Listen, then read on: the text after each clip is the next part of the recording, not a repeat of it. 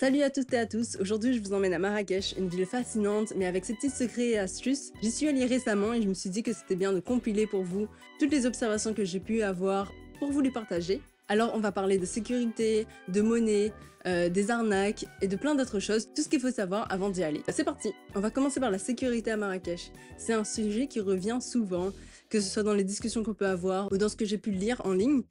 Beaucoup de gens disent que la sécurité n'est pas top, mais c'est vraiment personnellement pas ce que j'ai ressenti. Moi je n'ai jamais eu la moindre inquiétude, que ce soit dans la Médina ou ailleurs en vrai. Je n'ai jamais ressenti de danger. Certes, on m'avait prévenu qu'il y avait pas mal de pickpockets par exemple. Notamment sur la place Jemna El Fna, mais je trouve que c'est comme dans toutes les grandes villes. Vous allez à Paris et c'est exactement la même chose. Donc il faut simplement être vigilant, garder son sac à main près de soi et ne pas se laisser distraire. Mais franchement, je me suis demandé pourquoi il y avait autant de mise en garde, car je n'ai rien ressenti de suspect. Et c'est peut-être que j'ai été chanceuse, mais en tout cas rien n'a signalé ce côté-là. Et il faut dire que moi j'ai trouvé qu'il y avait pas mal de police, donc ça aide aussi à se sentir en sécurité. Ensuite, un petit point sur la monnaie et les astuces pratiques. Pour gérer votre argent à Marrakech, rien de bien compliqué. Déjà, la monnaie locale, c'est le dirham marocain. Et vous pouvez échanger de l'argent dans les banques avant de partir, où il y a également des bureaux de change sur place. Mais le mieux, je trouve, c'est de retirer de la monnaie sur place. Vous pouvez retirer directement la monnaie dans les distributeurs automatiques. À la place Jemna El Fna, vous pouvez retirer de la monnaie. Et le taux de change est plus intéressant que dans les bureaux de change. Donc nous, c'est ce que nous avons fait. Pensez peut-être à prévenir votre banque pour éviter tout problème avec votre carte bancaire. La plupart des commerçants acceptent les paiements par carte, mais c'est toujours bien d'avoir un peu de liquide pour vous, que ce soit pour les souks, les petites dépenses ou les pourboires. Sur place, vous pouvez presque tout payer par carte, les restaurants, les activités, les musées. Bon, après, comme je vous disais, c'est toujours bien d'avoir un peu de liquide parce que certains restaurants n'acceptent pas la carte bleue. Et si vous faites des excursions et que vous êtes dans des endroits moins touristiques, il est probable que vous aurez besoin de liquide. Par exemple, nous, on n'avait pas payé notre riad à l'avance, donc sur place, on a dû payer notre riad en dirham. Donc on était bien content de voir que c'était possible de retirer de la monnaie sur la place Jemna El Fna sans aucun souci, avec un bon taux de change. Ensuite, en ce qui concerne Internet, le téléphone, pour rester connecté sans vous ruiner. Alors, il est important que vous pensiez à votre connexion Internet parce qu'on n'est pas en Europe, donc très souvent, votre forfait européen ne va pas fonctionner à Marrakech. Par exemple, nous, c'est notre cas. Moi, je suis chez Free, mon compagnon est chez Bouygues, et Marrakech n'est pas dans notre forfait. Donc, on peut pas utiliser notre forfait habituel, on peut pas utiliser Google Maps, on peut pas appeler. Donc moi, ce que je vous conseille de faire, c'est de vous rendre dans un des stands. Quand vous arrivez à l'aéroport, il y a des stands d'opérateurs. Juste après récupérer votre bagage, vous pouvez aller à ces stands-là. Il y a 3 principaux opérateurs, Maroc Télécom, Inouï et Orange. Et en termes de prix, c'est plutôt avantageux. Par exemple, 10 Go, c'est 10 €, 20 Go, 20 €, 30 Go, 30 €. Il est mieux que l'option que nous, par exemple, on a pris, donc on ne savait pas qu'il y avait ces opérateurs-là sur place. On a pris une option avec Bouygues de 10 Go pour 35 €. Donc c'est mieux de prendre sur place. Si votre téléphone est compatible avec les eSIM, c'est encore mieux. C'est une solution encore plus pratique pour avoir internet au Maroc. Vous achetez votre eSIM en ligne et en fait elle est directement intégrée à votre téléphone. C'est pas une SIM physique, c'est une eSIM. Et vous pouvez télécharger votre forfait local directement sur votre téléphone sans avoir à insérer par exemple une nouvelle carte SIM. Donc bien entendu, si vous prenez une carte SIM au Maroc, gardez bien votre carte SIM française, vous en aurez besoin quand vous retournerez en France. Et si vous voyagez à 2 par exemple, vous pouvez prendre qu'une seule carte SIM et faire le partage de connexion pour l'autre personne. Comme ça après vous n'avez pas à multiplier votre achat. Alors maintenant on va voir comment se déplacer à Marrakech. Lorsque vous êtes dans la Médina, franchement il n'y a pas de souci à se faire, vous pouvez tout faire à pied. Tout est proche et c'est vraiment agréable de se promener dans les ruelles. C'est vraiment pas nécessaire de louer une voiture. Vous pouvez également louer un tuk-tuk par exemple, nous on avait payé 50 dirhams pour une course, donc à peu près 5 €. Et franchement, c'est une bonne expérience. Ça vous permet de, par exemple, d'aller de votre riad à la Médina ou de la Médina à un musée. Et ce qui est cool, c'est qu'en fait, ces tuk-tuk qui font partie d'une association pour les personnes à mobilité réduite qui facilite leur réinsertion professionnelle. Donc voilà, c'est vraiment cool. Autre chose importante à savoir, c'est que lorsque vous vous déplacez dans la Médina, il est crucial de marcher à droite parce que vous verrez, les rues sont très étroites, il y a pas mal de monde et il y a énormément de mobylettes et de vélos qui roulent quand même assez vite. Donc si vous voulez pas être blessé, marchez à droite et gardez un œil autour de vous et ça ira très bien. Après, bien sûr, vous pouvez aussi faire des excursions hors de Marrakech. Nous, on a fait une excursion dans le désert d'Agafé, une excursion dans les cascades d'Ouzoud. Mais là, on a tout pris sur un Get Your Guide, donc il y avait forcément le bus intégré.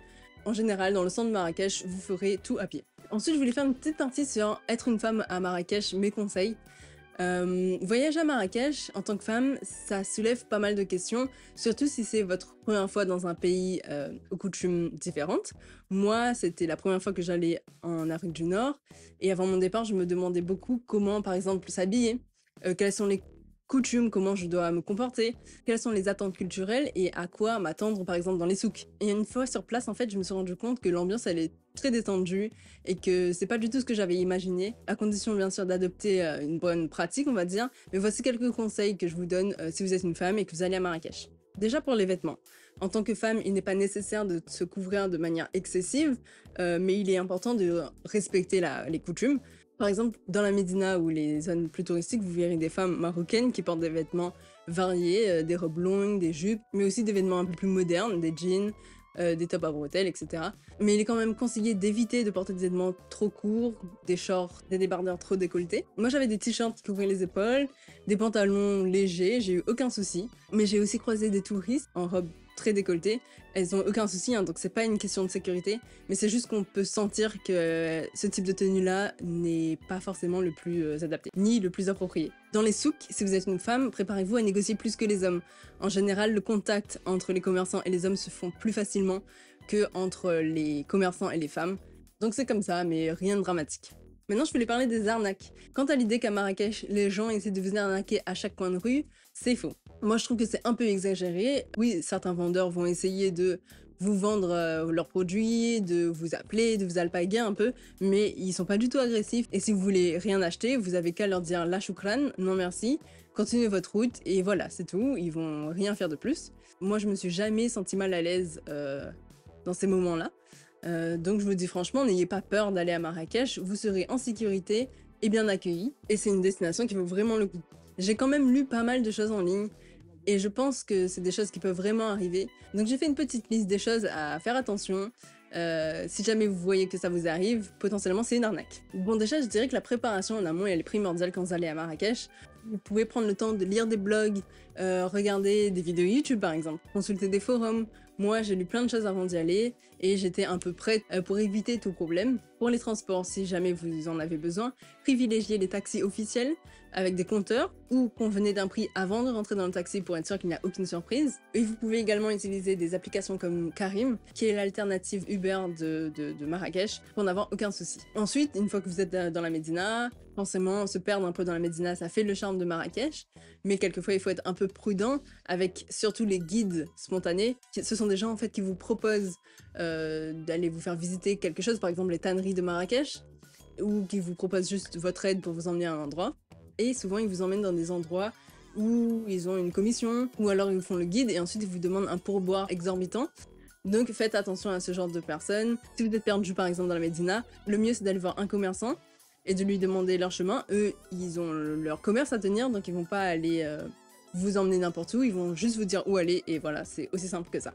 Et surtout, si vous prenez une carte SIM de Marrakech ou une option avec votre forfait téléphonique, vous aurez sûrement accès à Google Maps, donc normalement, ça devrait aller pour pouvoir vous diriger. De même, soyez prudents avec les artistes de rue, les charmeurs de serpents, ceux qui ont les singes sur leurs épaules. Ces spectacles en général peuvent devenir coûteux si vous ne demandez pas à l'avance par exemple le prix pour prendre une photo. Forcément ils attendent de l'argent en échange, donc pensez pas que vous pouvez prendre une photo sans payer. Mais au moins si vous voulez prendre une photo, convenez du prix avant. Pour ce qui est des restaurants, les restaurants proches des grandes attractions, de la place Jemaa el-Fna par exemple, forcément affichent un prix plus élevé et quelquefois la qualité n'est pas là. Donc n'hésitez pas à regarder un peu les commentaires, les avis, et moi je vais mettre une liste de restaurants cool à tester dans la description. En suivant ces conseils, normalement à Marrakech vous aurez aucun souci et vous pourrez découvrir en toute tranquillité la ville. Maintenant je voulais parler un peu des animaux. Marrakech a une énergie unique, mais les animaux ont une place particulière dans la ville. Par exemple les chats, il y en a énormément et beaucoup sont dehors, près des cafés, dans la Médina. Et ils font vraiment partie du décor. Beaucoup de locaux les tolèrent, certains vont même parfois leur donner à manger, prendre soin d'eux, mais beaucoup sont à la rue, hein, c'est clair, et ils vivent dans des conditions précaires. Nous on était une semaine à Marrakech et on a dû voir entre 20 et 30 chats dehors, donc voilà, c'est un peu particulier. Pareil pour les chevaux, vous verrez des carrioles au niveau de la place Jemaa el-Fna, où vous pouvez faire une balade à cheval. Et je dois être honnête, je n'ai pas été très à l'aise avec cette pratique-là. En général, quand je voyage, je ne fais jamais les tours en chevaux. Certains chevaux à Marrakech semblent bien entretenus, mais il y en a clairement qui sont fatigués, ils attendent toute la journée au soleil. Et je pense que chacun fait ses choix. Par contre, je préfère admirer la ville autrement. Ensuite, dans le désert d'Agafé, on a fait une balade à dos de chameau. Ça faisait partie d'une excursion avec quad, dîner et justement balade à dos de chameau. Donc on l'a fait, c'était sympa sur le coup, mais honnêtement, je pense pas que je le referai. Certes, c'était une expérience vraiment atypique, dans un paysage incroyable, mais en voyant les chameaux enchaînés les uns derrière les autres, utilisés juste pour faire un petit tour de 20 minutes, j'ai pas pu m'empêcher de me sentir un peu coupable. Ils semblaient vraiment fatigués et ça m'a fait réfléchir à l'impact de ce genre d'activité sur les animaux. Et comme je vous disais juste avant, dans la partie sur les arnaques, sur la place Jemna El Fna, donc il y a les charmeurs de serpents, les singes, et ça paraît au premier regard, on peut se dire que c'est intriguant, tout le monde a entendu parler des charmeurs de serpents, mais très vite on réalise en fait que ces serpents et ces singes, ils sont pas là par plaisir, et on leur fait subir des pratiques qui sont loin d'être naturelles. Une fois qu'on prend conscience de la souffrance derrière le spectacle, ça devient presque difficile à regarder. Au final, Marrakech, c'est vraiment une ville qui m'a enchantée. Et cette cohabitation entre les humains et les animaux, ça m'a fait réfléchir. Et je pense que comme touriste, on a une vraie responsabilité, nos choix comptent, et refuser certaines pratiques ou privilégier d'autres pratiques plus éthiques, ça peut faire la différence. Marrakech a tellement de choses à offrir qu'on peut pleinement profiter de la ville sans faire souffrir les animaux. Ensuite, je voulais faire une petite partie sur les langues. Avant de partir, on m'avait dit que tout le monde parlait français. Et effectivement, c'est plutôt le cas. Dans les lieux touristiques, comme par exemple le palais Baïa ou les restaurants, il y a beaucoup de gens qui vont parler français. Par contre, si vous vous éloignez un peu, il y aura peut-être moins de gens qui parleront français. Personnellement, à chaque fois que je voyage dans un pays, j'aime bien apprendre un peu la langue pour m'intégrer, pour montrer que je m'intéresse à la culture. Ça permet aussi de ne pas passer pour une touriste qui fait aucun effort. Donc là, au Maroc, j'ai essayé de dire quelques mots comme bonjour, salam alaikum, ou merci, shukran, ou non merci, la shukran. Mais ça a été un peu difficile et avec mon accent horrible, c'était plus drôle qu'autre chose. Mais au final, ça permet un peu de tisser des liens et de rire ensemble avec les Marocains. Et d'ailleurs, moi, on me parlait souvent en arabe parce qu'on me disait que je ressemble à une Marocaine. Donc c'était un peu particulier de dire désolé, mais je parle pas arabe. On peut parler en français ou en anglais. Mais voilà, ça m'a permis de me sentir un peu plus intégrée dans l'ambiance locale. Et donc pour finir, Marrakech m'a vraiment plu, ça m'a vraiment marqué, c'est une ville pleine de vie, avec une énergie unique. J'ai vraiment adoré me perdre dans les ruelles de la Médina, et c'est une ville qui offre une expérience vraiment particulière. Si vous y allez, j'espère que ces conseils vous ont aidé. Si vous avez aimé cette vidéo, n'hésitez pas à l'aimer, à la partager ou à laisser un commentaire. Si vous avez des questions aussi, laissez un commentaire. Merci beaucoup pour tout, et on se dit à très bientôt pour de nouvelles aventures.